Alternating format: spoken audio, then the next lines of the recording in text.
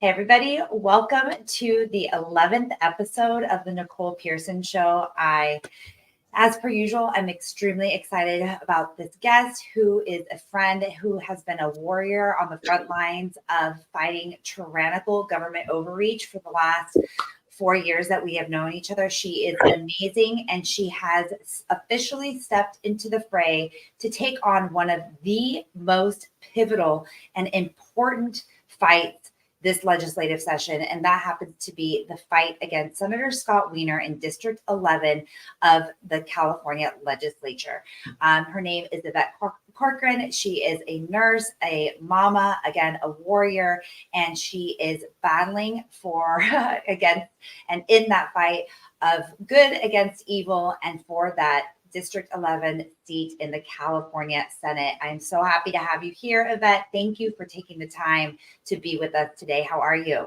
Thank you so much. I'm so excited to be here. Couldn't be more honored. And you have been, since 4 years ago, since getting more involved on my side, you have just been a warrior and somebody I've looked up to for years. Well, it's good. It's good. I mean, it just makes sense that we knew each other before I even knew, obviously, that you were taking on this. Talk about a Goliath. I mean, when people are like, oh, do you know Yvette Corkrean? And I was like, of course I know Yvette. And again, like we said, we met through Children's Health Defense. We were rallying at the Capitol, late nights, early mornings, standing out there, protesting peacefully, of course. I mean, Yvette has been there every step of the way. I actually, you know what? I think it would be really useful for our listeners and viewers. Why don't you explain what got you to the Capitol in the first place? Oh, gosh, multiple different reasons. I got involved with the Republican Party here in San Francisco about 4 years ago.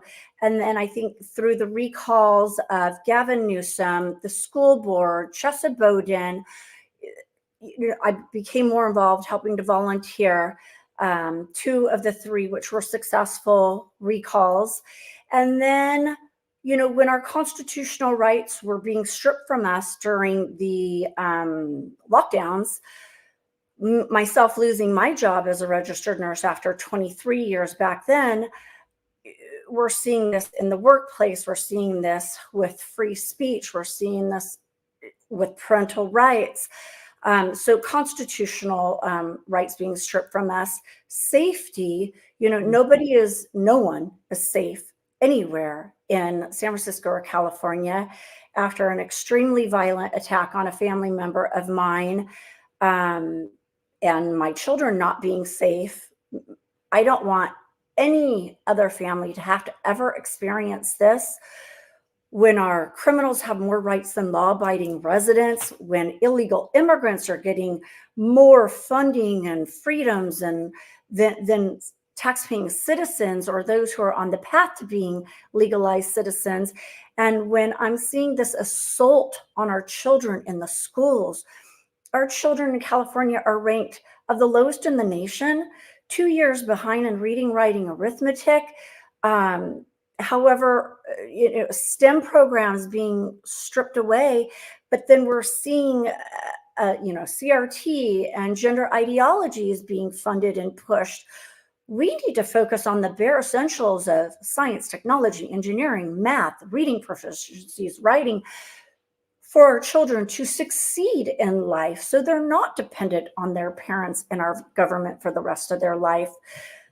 So really, those are, of the top priority. Yeah. Sorry, there's multiple. There's a lot. No, there's a lot. And just, again, going back to what you just mentioned in the beginning, is that you have been at the Capitol because you witnessed and are experiencing this firsthand. And that's where Yvette and I met.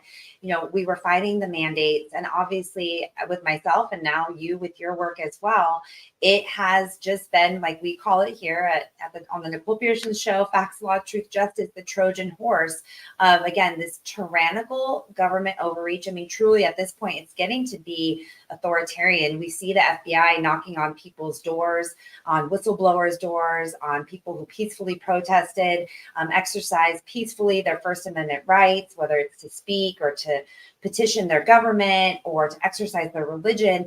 We're seeing this authoritarian regime, taking over. And, that's where you and I met. And now it only makes sense that you would be stepping into the fray. And in this, it's really pivotal battle against Scott Wiener. I mean, what does it mean to you to unseat Scott Wiener? I don't really know how else to ask it. What does it mean for you and in San Francisco and your community? I think Scott Wiener is one of the most dangerous legislators in our state. Mm-hmm. And he's leading the army in California. And what occurs in California will trickle to every state in the country. Mm-hmm. He wants to decriminalize crime, legalize drugs, not support law enforcement, shut down prisons, targeting our children. Now he wants our government to be the parent of our children. And,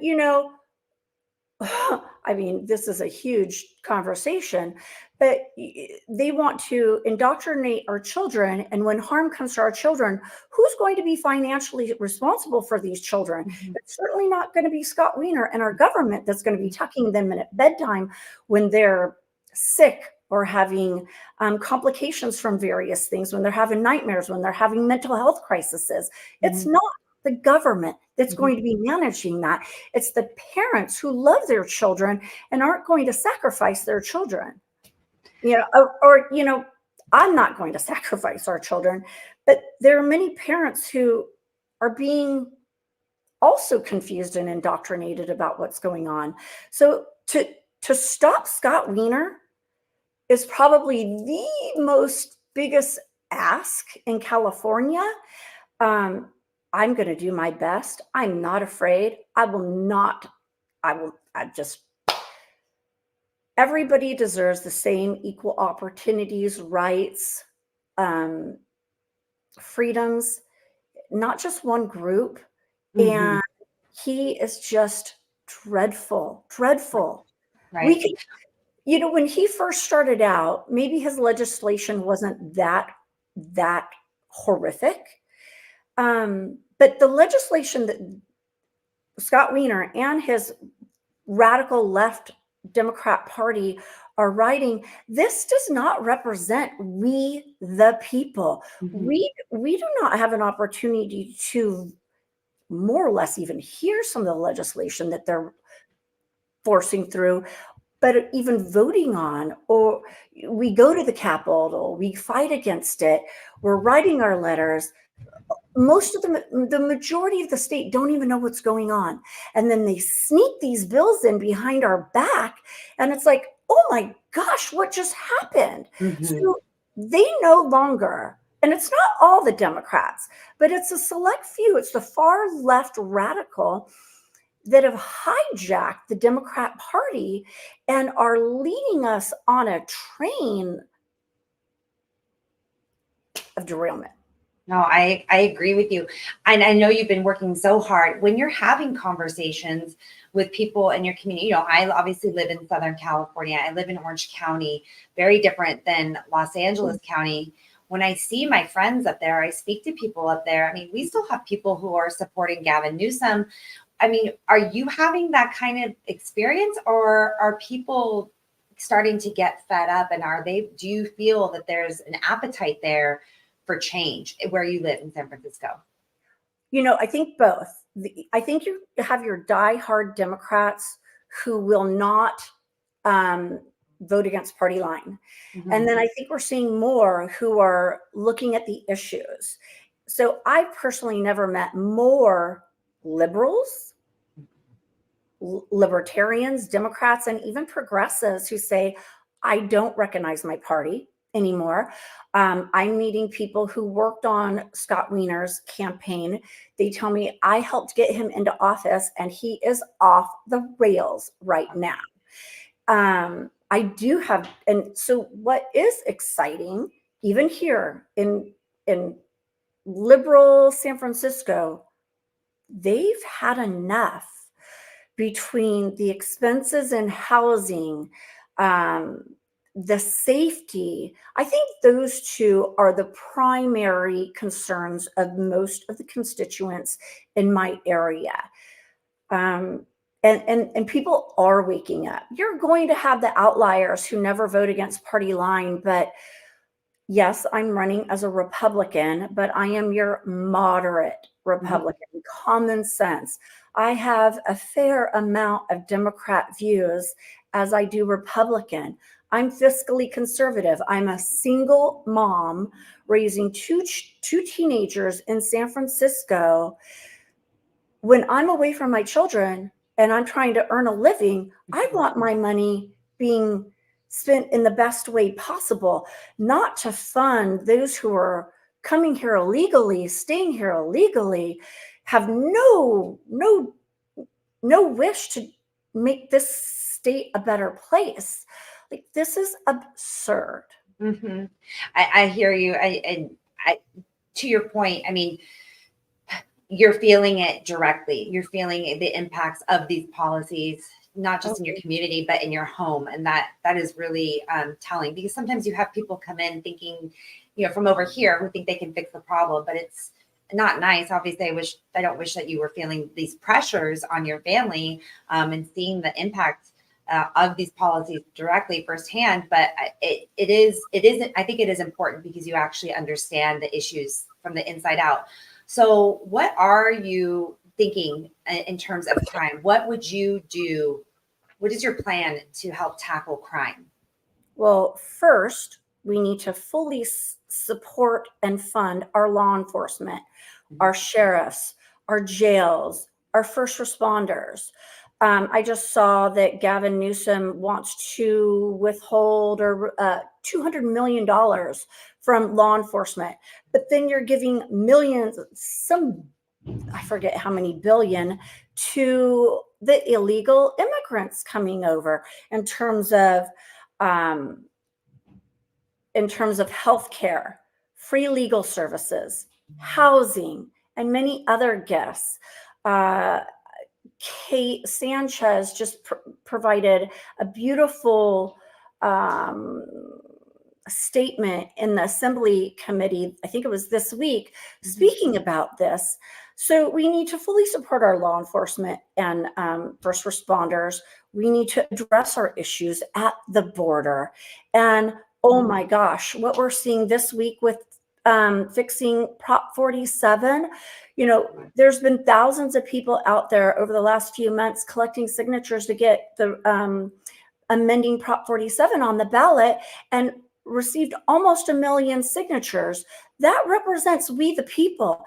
We were sort of duped back in 2014 when they pushed this as another ballot measure, basically, and now we have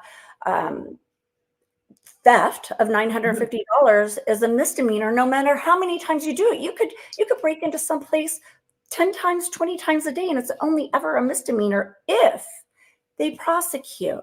We have smash and grabs. Now we have fentanyl. Before, when this initiative went through in 2014, we didn't have fentanyl. And now we have people dying, more people dying on the street of drug overdoses than they did from car accidents, COVID, and many other things.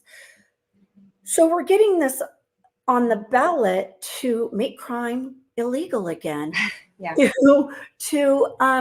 And not only that, it's compassionate because it's going to provide options and treatment for those who are suffering with addiction and mental illness. So it's both. It's doing both. And this week, our Democrat supermajority is offering a poison pill. And now they're wanting, just released yesterday, Gavin Newsom's leaked documents to negotiate with the Prop 47 leaders not to have this ballot on the 2024 election, pushing it out to 2026. They don't care about our safety. They don't care who dies on the street. They only care about remaining in power. And I'm sorry, that is unacceptable. That is inhumane to those who are dying on the streets, those who are being robbed and stabbed and beaten and killed. And for the businesses who are just being looted left and right. For instance, so Wiener and his crew do not support Prop 47, but just this week he's trying to pretend like he cares and is writing a ballot initiative. I think it's SB 925, which will go after the fencing operations. So go ahead and loot and rob all the businesses that you want. Just don't sell those stolen goods on San Francisco streets. So that's giving the clear message. Well, just go outside of San Francisco and you can sell those stolen goods there. No, I'm sorry. I'm a nurse. When somebody's bleeding out, you don't put a Band-Aid on it. You fix the underlying problem. And to deal with fencing operations after the fact is not addressing the underlying cause. 100%. What do you've mentioned a couple times this kind of, you have Gavin, Tony Thurmond, Rob Bonta, the Attorney General, Scott Wiener, who's leading the charge, which we all know because we see he's actually changed his tactics since he lost with SB 866, and we took down so many bad, together, those bad CV-19 COVID bills. He's changed his strategy to now be a principal co-author instead of the lead co-author, or the lead author, excuse me, because anytime we would see an SB bill come out and then see his name, we would attack. So he is orchestrating. It's very intentional. You can see that he shifted his tactics. My point is when you see this strategy, you see the bad pill that they're giving Prop 47. How do you, when you win, and you're in office, like, how are you going to navigate? I mean, truly, this is unconstitutional and corrupt criminal activity. And I just want to add, you see Assembly Member Bill Asaley, for example, who's been super vocal, and they stripped him of his titles, removed him from committees, removed his funding. Like, what are you going to do to be effective when you win? Well, I think so to your point about Scott Wiener kind of authoring many of the horrific bills. Now he is spreading that out to his other LGBTQ caucus. And you have Lori Wilson, who's bringing forward quite a few as well. And, many of them. So people are not on board with this. We have a chance to make change. We voted these individuals in the first time, and we see that they're not representing we the people. We need more representatives, more people running who represent we the people as a whole. And then once in, it's building those bridges, building coalitions, working with people who are sensible. I think we have a Democrat supermajority, but I think there are many of them who are not okay with some of the legislation that Wiener and his caucus are pushing through. So, Senator Eggman was on the Senate floor a few weeks ago regarding SB 1414. And oh my gosh, I was like, thank you. Thank you for supporting Senator Shannon Gross SB 1414, because selling children for sex should be a felony. Senator Grove got them for, let me take that back. Buying children for sex should be a felony. She was able to get through SB 14 last year, which made selling children for sex a felony. I was in that Senate hearing, public safety Senate hearing with Wahab, Skinner, and Wiener. And I heard the testimony of these young ladies who were in trafficking rings who couldn't get out. One of the girls' sisters died. It was horrific and gut-wrenching. And now you have Wiener, Skinner, and Wahab, and many others saying, no, it's okay. 16 and 17-year-olds should be able to sell themselves for sex because we have, for instance, we have a large foster care population here in this state, and they need to be able to make a living. Right. No, it's exactly what you talked about. Are you kidding me? Those are our rights. vulnerable. Our Yeah. most vulnerable children who don't have parents to protect them, to speak up to them, for them to defend them, they have to resort to selling themselves for sex on the street. That's a Well, myth. That's a it's exactly, I know, and it's exactly what you talked about. It's like, instead of addressing the underlying issue, we're going to triage it and just put a Band-Aid on it. And when they do that, instead of addressing why there are so many foster care children, because of the attack on the nuclear family, or because the cost of living, or because the sexual revolution, or whatever, is because of the attack on the African American community. Instead of addressing those, we're going to put a Band-Aid, and that Band-Aid actually makes it worse. And so, oh, sorry, go ahead. But to add to that, Scott Wiener made California a sanctuary state for transgender children from other states to come here, and they can come accompanied or not accompanied. So the ones that come here unaccompanied obviously need to go into the foster care program.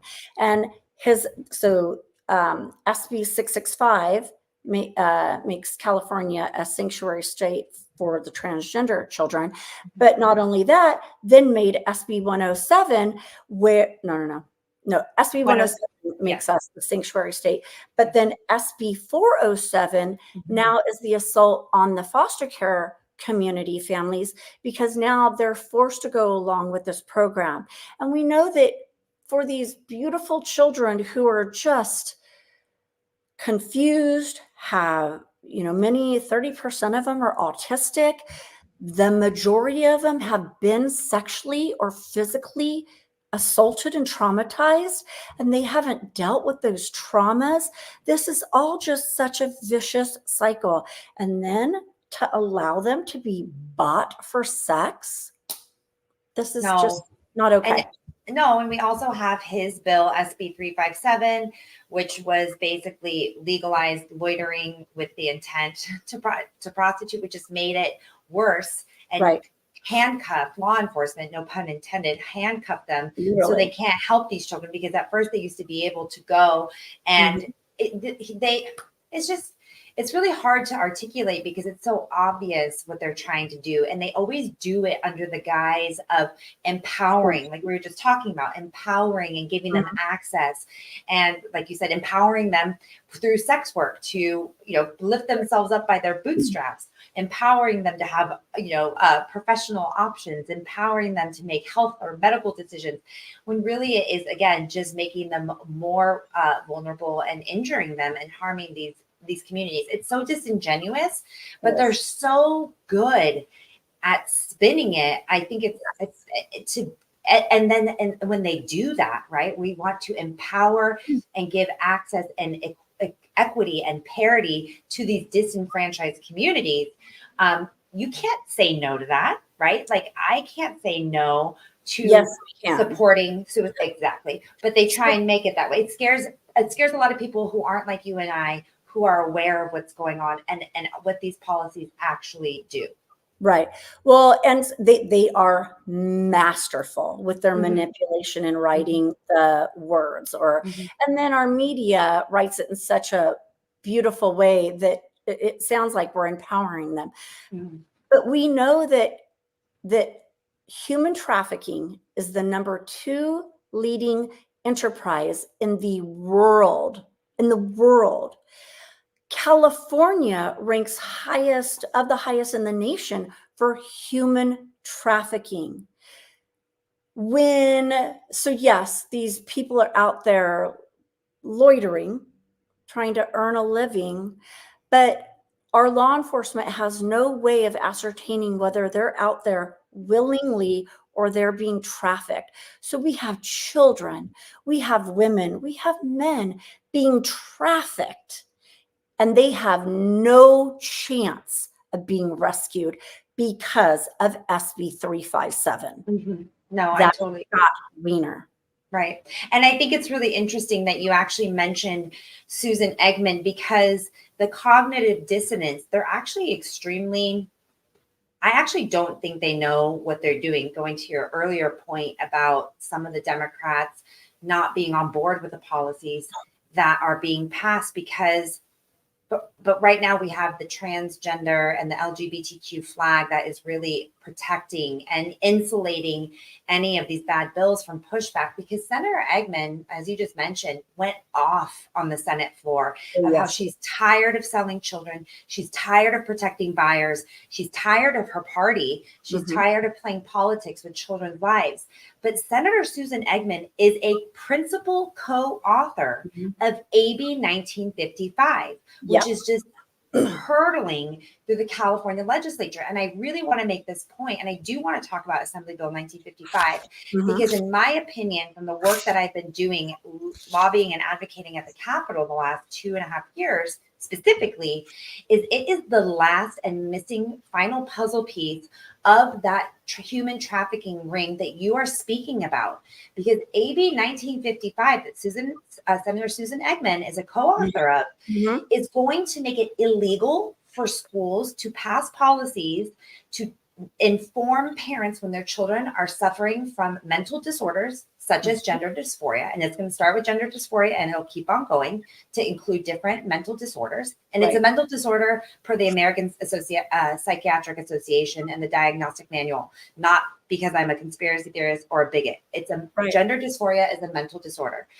Number two, it's going to make it illegal for schools to take any disciplinary action against teachers for their work activities and for their instruction and for supporting children in their exercise of specified rights.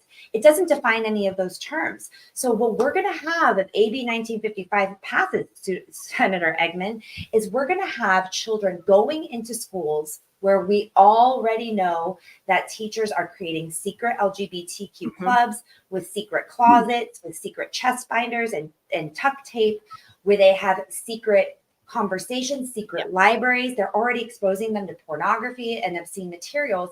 And then if AB 1955 passes, they will not be able to tell parents when their children are suffering. And the school, even if you have a good school, good conservative school or traditional school, whatever you want to call it, or they won't be able to do anything about it if they actually disapprove of that kid. Disapprove of that teacher and what they're doing, what work activities or instruction they're doing with those children.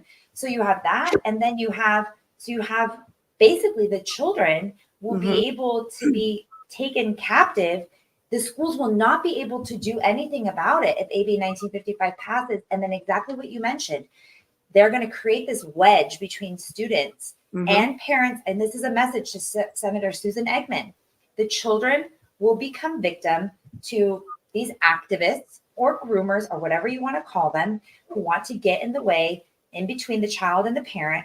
We're going to have these secret policies, these secret interactions. The children will be torn away because we're already telling them, you can see it from the language of the bill, that parents are not to be trusted. Parents are dangerous. We need this bill to protect children from their dangerous parents and guardians.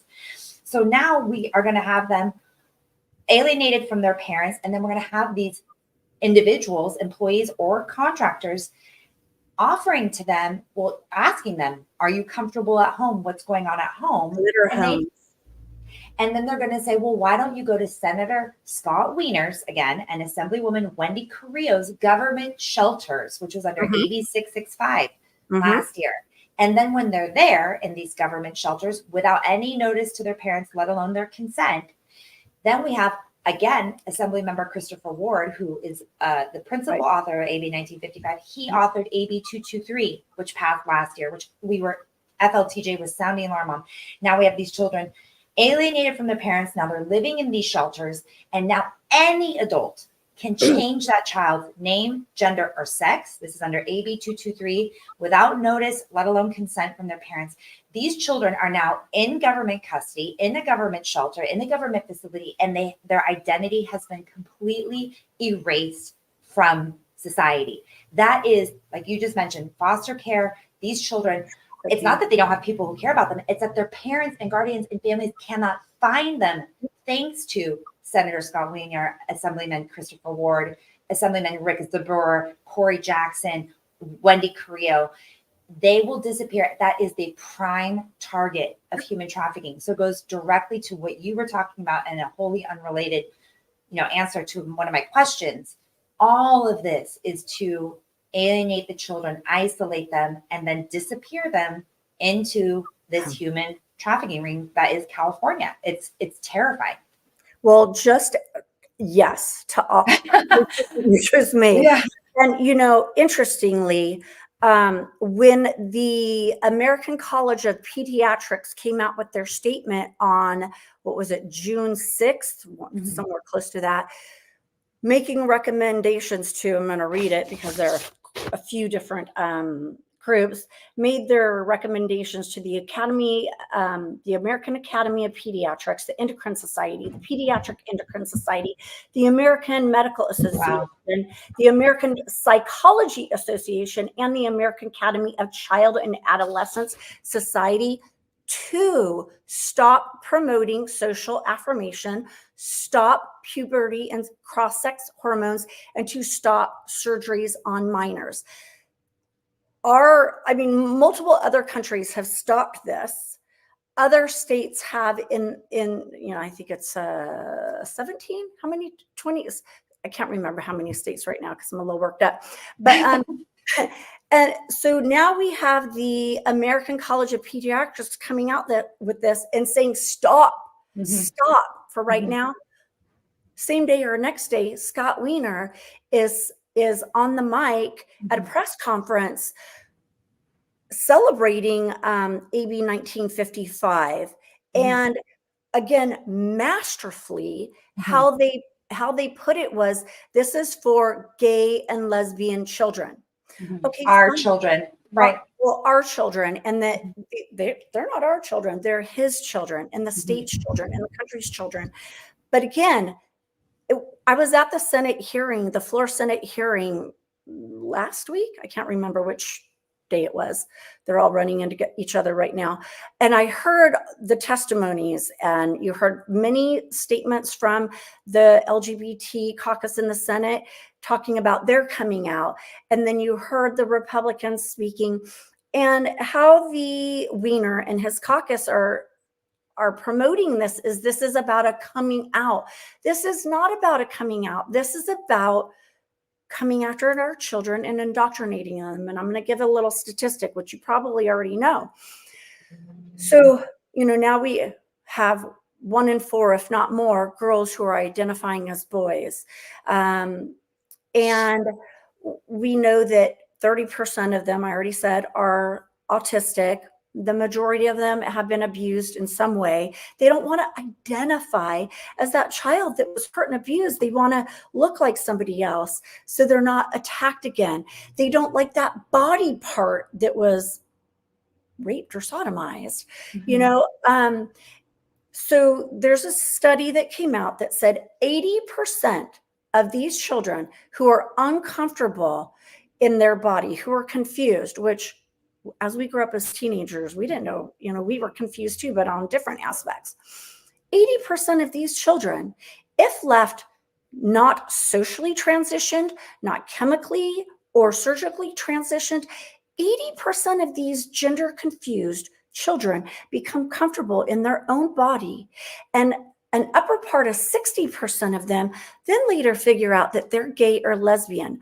So I live in San Francisco, probably one of the most gay, lesbian, bisexual cities in the nation. And I have so many gay and lesbian, bisexual people coming to me saying, oh, they are not happy with Wiener and his crew. Because this is a direct assault on our gays, lesbians, and bisexual individuals who fought for 50, 70 years for their rights, freedoms, and equalities. And now they're confusing the children to say, oh yeah, you might be gay or lesbian, but now you need to manipulate your body and become the other sex. This is so bizarre attack. So it's so wild. Multiple facets going on here. Multiple. I have the endorsement of Gays Against Groomers. Love who you want. I don't care if you love man, woman, or both. Leave our children alone. They shouldn't even be talking to our children about sex. The pornography that's in the schools. How about you teach them about science, technology, engineering, math, reading, writing, getting them up to par to succeed in life? So, I mean, this is just all diabolical. Well, and it's interesting as you were laying out all the information, Assembly Member Christopher Ward and Senator Scott Wiener are homosexual men.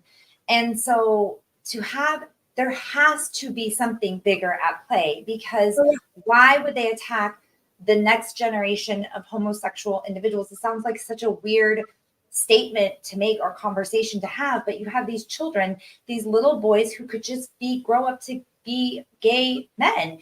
Yeah. Why would Scott Wiener and Assembly Member Christopher Ward not want to support, who they used to be? And so to me, it just makes it more obvious there is an insidious agenda that is being pushed here. I truly believe it has to do with money, depopulation agenda. But I mean, to me, I've always said it's money. And once you get these children in the trans, medical industrial complex, they're in it forever. Right. And you're tracking them, and then having money and tracking someone is the ultimate control, ultimate power, which you mentioned earlier is their goal. Well, Big Pharma is one of the enormous funders of Scott Wiener, the HIV pill, and then one of the cross-sex hormones.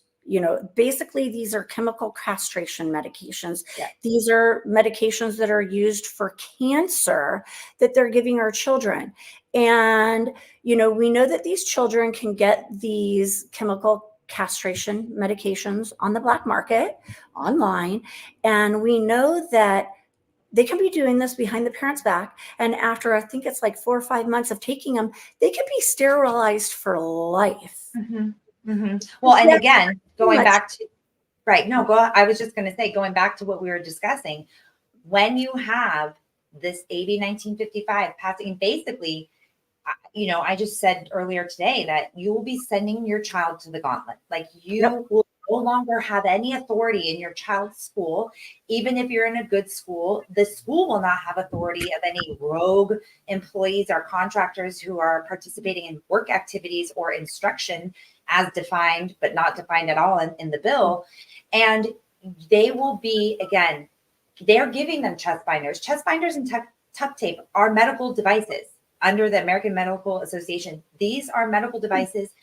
These counselors and teachers who are not licensed medical professionals are already medicalizing them.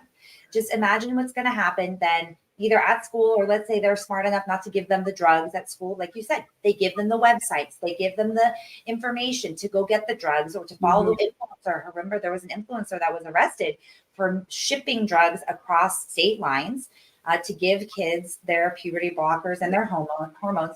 But certainly when they go to the AB 665 residential shelters, if your child goes there enough, they're deemed a runaway. If your child runs away from home to any place, they're deemed a runaway, and your parental rights are terminated.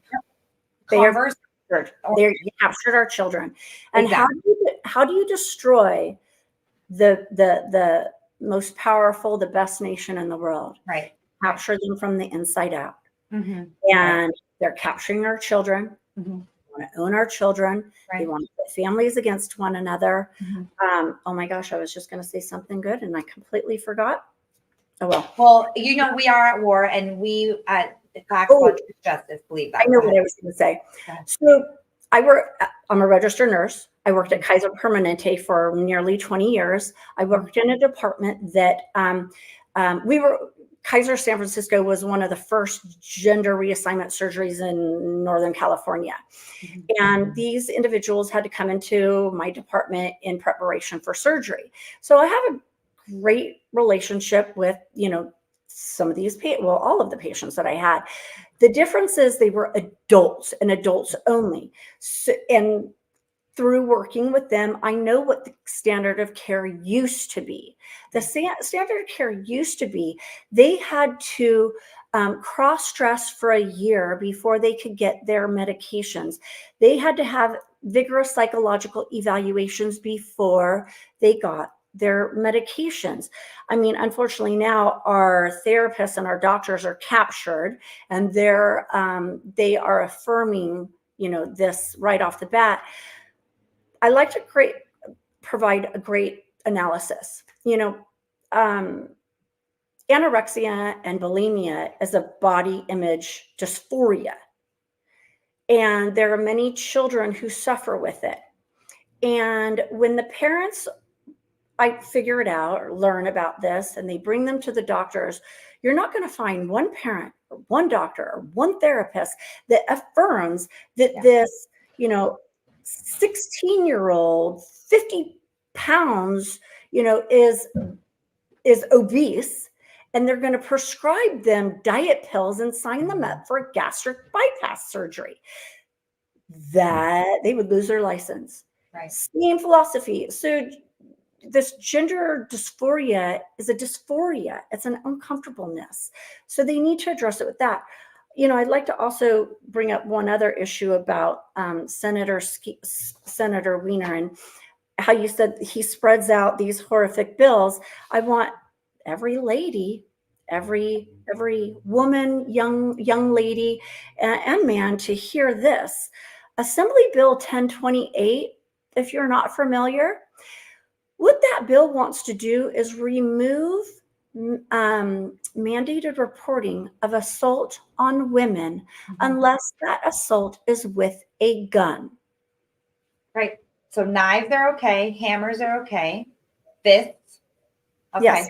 So they hate the children. They hate women. SB 132 is putting violent male rapists and murderers in the same prison cell as women. And these women who are in jails didn't consent to this.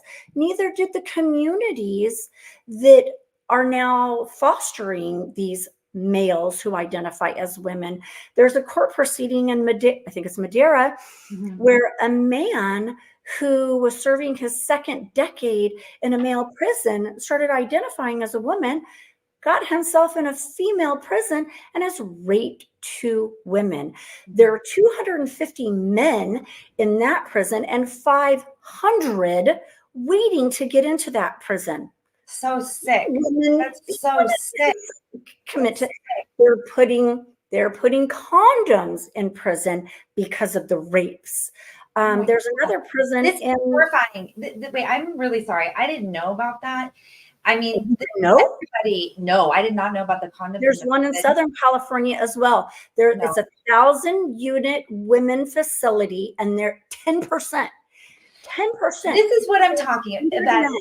We need to talk about this. Like, at a certain point, like the left or the liberals or the Democrats, whatever you want to call it, it's like you're cannibalizing your own, because we used to champion for prisoners' rights, and prisoners are, and people who are incarcerated, they still have rights. And for decades, we spent so much time and energy and money getting the facilities up to par, getting them their crunchy peanut butter, which is their smooth peanut. I mean, there were so many lawsuits about the living conditions in prisons throughout the state. So then we spent all this time, and now we're saying, and the whole argument was like, they're still people too. They made a mistake. They're still people too. They're entitled to basic human dignity. And now we have done a complete about face. And only now we're saying only to women. They can get raped, that they don't deserve basic, and that it's always the same thing that I think that people need to be honest about. We're talking about delusional, narcissistic, put whatever label you want. And when you're talking about a transgender adult who is demanding this kind of access and rights, we're putting the demands of these people with mental health issues over women and children. It's insanity to me. How can they justify this? But not, okay, yes, there's the aspect of mental illness, but we have violent criminals and rapists identifying as women who are fully intact, going into female prisons. I mean, could you imagine trying to serve out your term and you're locked in a cell with a rapist? No, how do you sleep? You can't sleep. You can't sleep. You're going to get raped and you're going to die. No. I mean, this is absolute insanity, and all in the face of how Scott Wiener says is, these people need to be housed in, how they identify. That's just as like, boys and men competing in women and Right. female sports. Right. We have women whose skulls are being crushed. Scott Wiener has been in the Senate for 8 years. Before that, he was a supervisor in San Francisco. I need everybody to ask themselves, is San Francisco better off in the 8, 10, 12 years Wiener's been in office? Is our state better off in the 8 years he's been in office? Right. He helps those who fund him and leave all the rest of us behind. There's a way, and I will write legislation that does the good that he does occasionally without this horror. And I don't have the answers to everything. I mean, if any one person did, our state wouldn't be crumbling like it is. But give somebody else a chance who's going to have the best interest of we the people, everyone, not these special interest groups, not the people who are hurting our families, our children, our communities. This is absolutely insane. I know you're being politically correct. I don't think that he has done anything to make our state better. And I think he has done what we were describing earlier, was he actually uses these marginalized communities, these vulnerable individuals, uses them to pass legislation and it actually hurts them more. I think that people are starting to see that. When I speak, for example, I'm Latin and I speak to Latino and Hispanic communities. They are starting to wake up, and you see Lexit, you see Blexit, you see that they're starting to wake up. It's really, and it's not just Scott Wiener. It's been happening for a long time. We even saw when Joe Biden was in Congress and he was passing certain legislation that completely destroyed, for example, the African-American communities, Kamala Harris as well. So I think that people are starting to see that the policies were not exactly what they were, and the intentions, we call it, unintended consequences, but between you and me, we all know they were intended consequences. So we talked about, supporting law enforcement, supporting women, the erasure of women, and building coalitions. When you're talking about building coalitions, do you think that you would be able to work with some of these, more extreme legislators? Are you going to be working with, what is your, when you get into office, what are the first 3 things that you plan on doing? Oh gosh, that's a tough one because there's so many things I want to do. I'm a nurse. I multitask. If you don't, people die. Hearing Senator Eggman on the Senate floor the other day gave me hope. Hearing that certain Democrats broke party line the other day and pulled some of their bills because of Prop 47 gives me hope. As a conservative in San Francisco, I mean, if I lived in Texas, I'd probably be considered Democrat. I think you absolutely have to compromise, but I think there are certain things you don't compromise on, and that's our children, our safety. So, oh my gosh, what's the one thing that I'm going to do?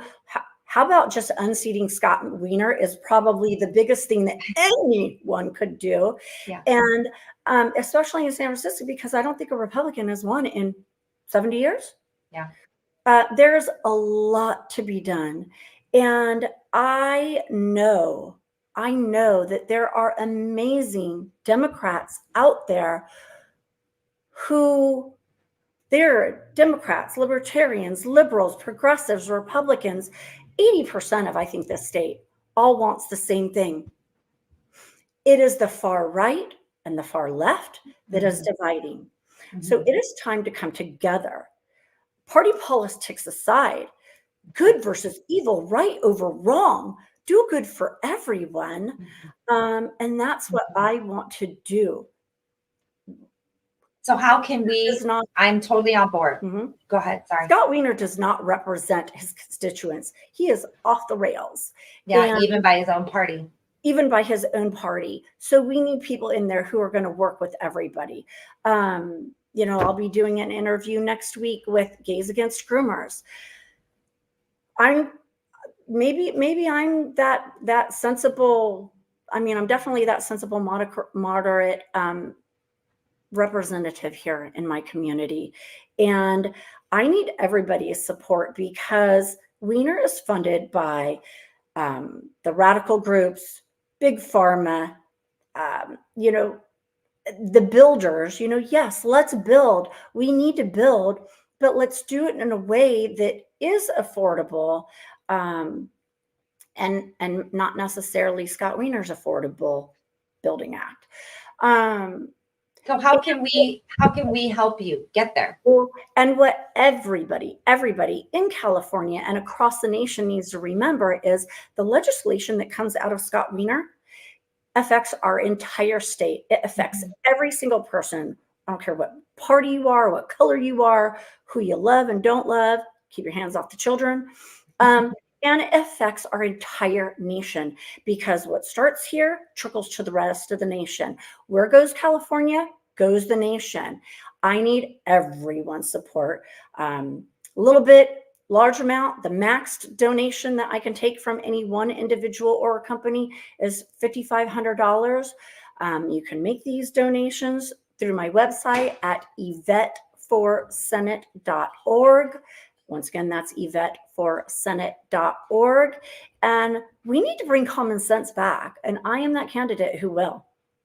And I believe that with all my heart. That's why you're here today. So I'm so excited. YvetteForSenate.org. We can make donations there. What else can we do? Door knocking, host events.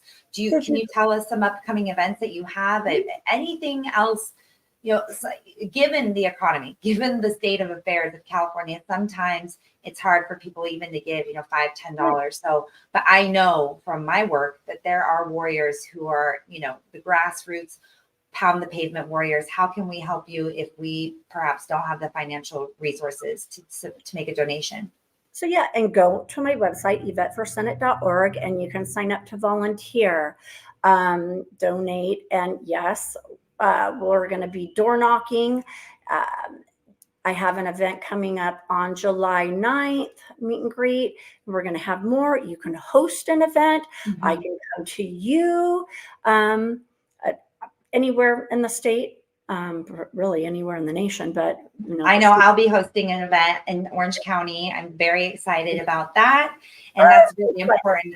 And I think that people, like you mentioned earlier, people are upset about what's happening in California schools, what's happening in terms of safety at the border, housing, gas prices, all of these things, regardless of where you live, whether you're in Senator Scott Wiener's District 11 or not, his policies impact you. So we need to be supporting candidates like Yvette to unseat these extremists who are stripping us of our rights and our freedoms and really trying to take away our children and take away, I honestly believe they're trying to kill us.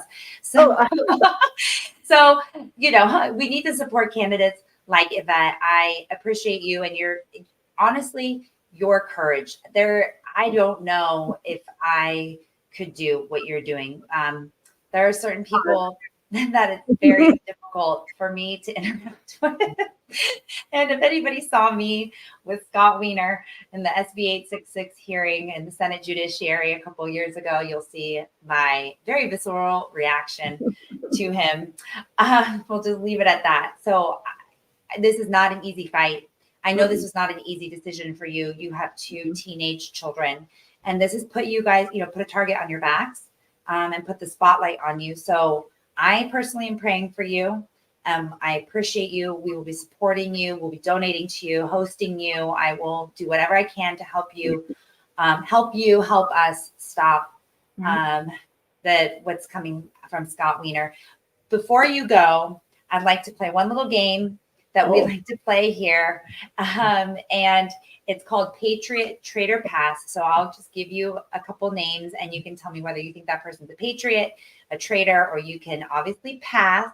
But it's really interesting to get our guests' perspectives, because we only have people here who we respect and admire. And so we like to get their feedback on these people who are kind of influencing society, really influencing society today. Do you mind just taking a second with me to do that? Go ahead.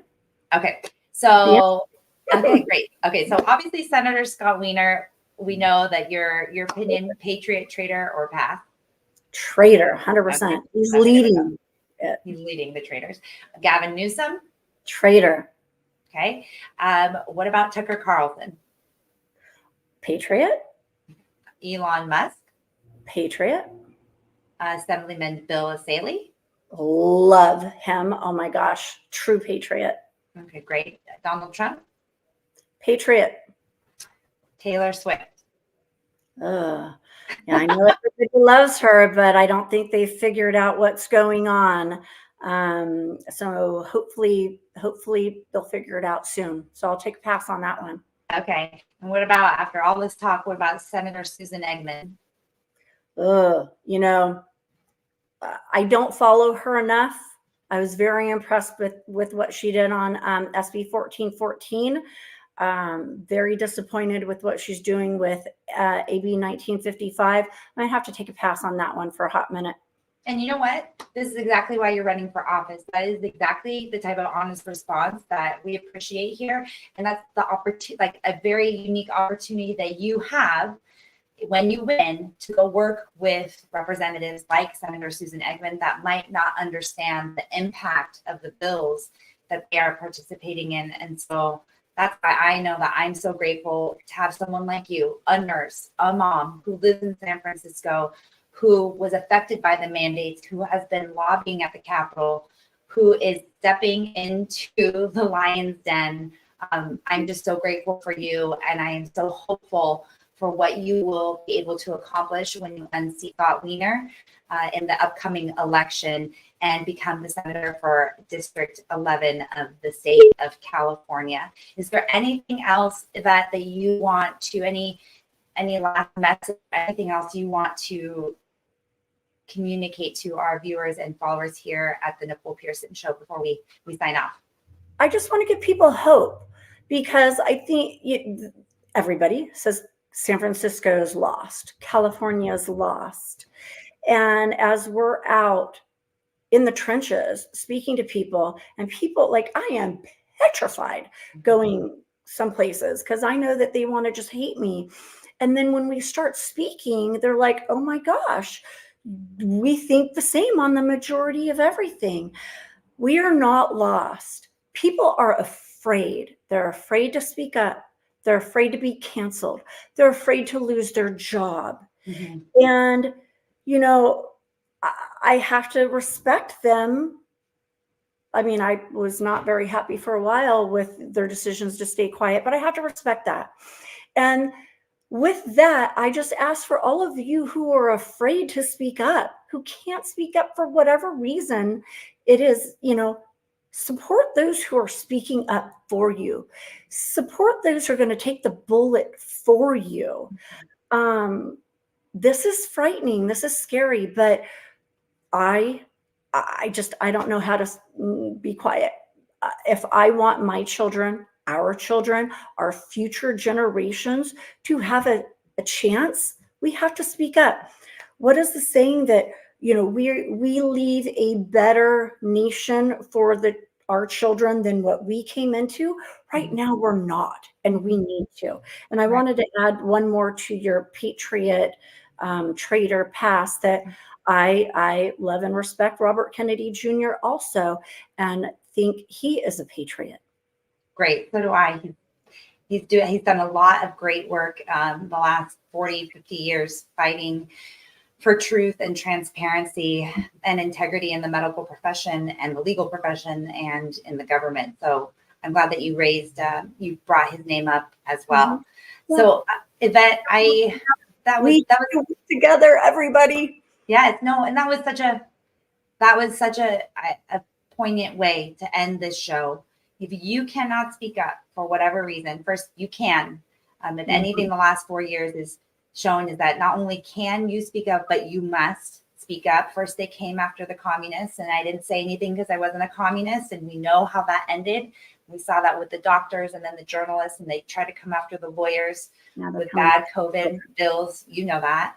And they came after the unvaccinated children, and then they came after the un-COVID vaccinated children, and then they came after, and they'll come after your children as well. So like Yvette says, if you still believe that you can't speak up, you can, you must. But if you are still too scared, then please support people who are speaking up, because they're speaking up for you and your children as well. So that person today is Yvette Corkrean, who's running for Senate District 11. We love you, Yvette, and we appreciate you. We're praying for you, and we will rise up to help you win this seat and help us take back our children and our freedoms and California once and for all. Communities, everything. Thank you. Thank you so much, Nicole. Oh my gosh, I always love seeing you. I know. I love seeing you too. I can't wait to have the event down here. Oh, great. Let me know. I'll be coming. All right. We'll talk soon. Thank you.